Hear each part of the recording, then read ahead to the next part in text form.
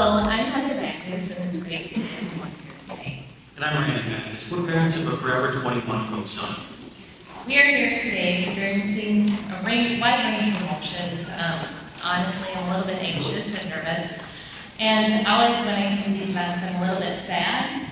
But more than anything, I have a lot of gratitude and I feel a great sense of connectedness. Since July 2021, our life is constantly bittersweet.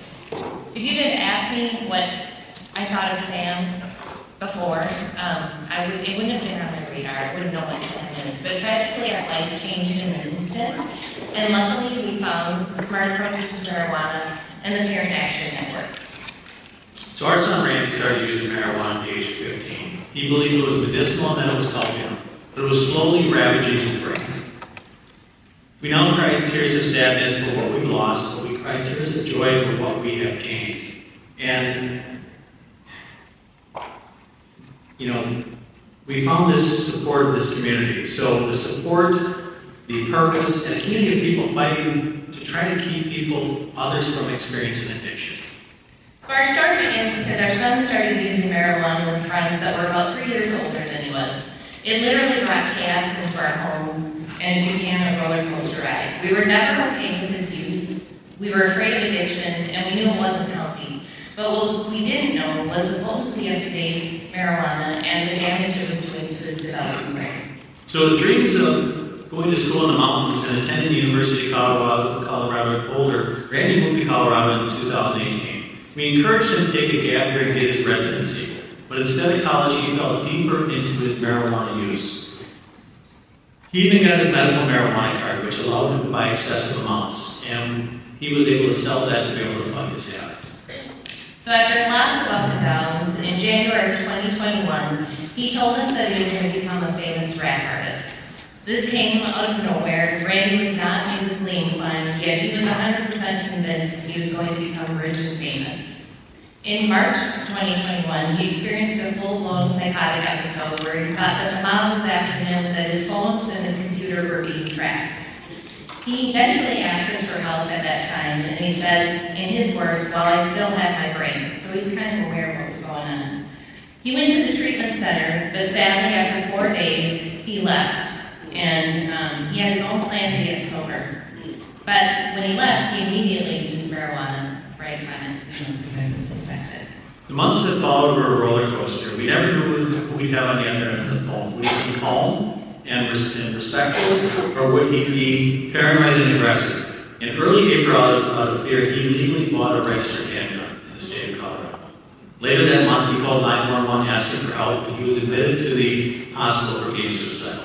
Against our wishes, he was released in less than 24 hours due to a shortage of beds.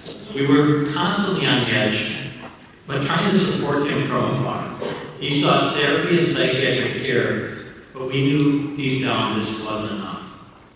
So on the evening of July 16th of 2021, he called me and I could hear the sadness in his voice, but we ended our conversation with "I love yous" and the promise to talk tomorrow. That night while we were sleeping, he sent us 2 texts. The first one read, "My attitude with the music and everything has been way too self-righteous. I'm done with the music, I'm quitting weed for good and want to surround myself with healthy and happy people. This has been too much for me and for you guys. I've been running from my past mistakes, and I think it's time I own up and start living a good life. Love you." When I read that, I was hopeful and I was pretty upbeat. But then he sent the next text, just 43 minutes later. "I love you, and I'm sorry for everything. I love Dad and the same to him. I wish I would have been a better person." When I checked my phone the next morning, I refused to believe that that was his goodbye text, and I quickly texted back, "Today's a new day, always time for a fresh start." And then we didn't receive a response. And it wasn't uncommon that we wouldn't receive a response for Randy for a couple of days, so we waited 48 hours. So with increased anxiety, we called the local police and asked them to do a welfare check, which we had done in the past with success. This time the well check confirmed our worst nightmare. At 9:30 p.m. on July 19th, the Denver County Coroner's Office called and let us know their son died by suicide. At that moment, the shockwave ran through my body so violently that my hair fell out in clumps for a few weeks. We were able to, our world was shattered and we were started asking why. Eventually we learned that he was in cannabis-induced psychosis and all that he was experiencing. So after he died, we received Randy's phones and computers, and looking through his videos, journals, and artwork, we were able to understand his state of mind. He truly left us a treasure trove of gifts, in particular video footage for which he thought he was going to be a famous rap artist. All of these digital records that we have allowed us to kind of put these pieces of the puzzle together. And we had so many questions that were finally answered.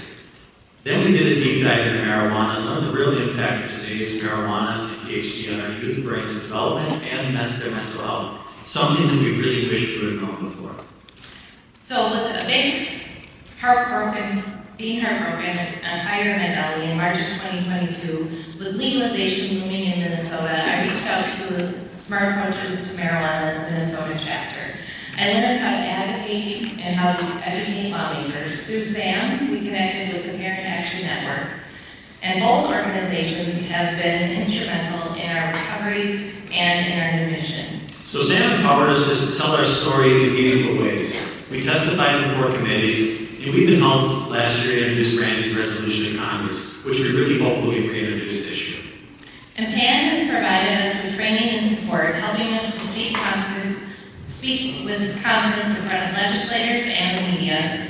I was able to write a book called A Higher Love, sharing Randy's story in hopes to educate parents, youth, and professionals about the dangers of high-potency marijuana. Luke Nicarados was kind enough to write the foreword, and Chrissy Groenwegen gave me genuine feedback and encouragement throughout that process. Sam and Pam have made us both stronger emotionally and intellectually. Because of them, we've been able to channel our grief into action.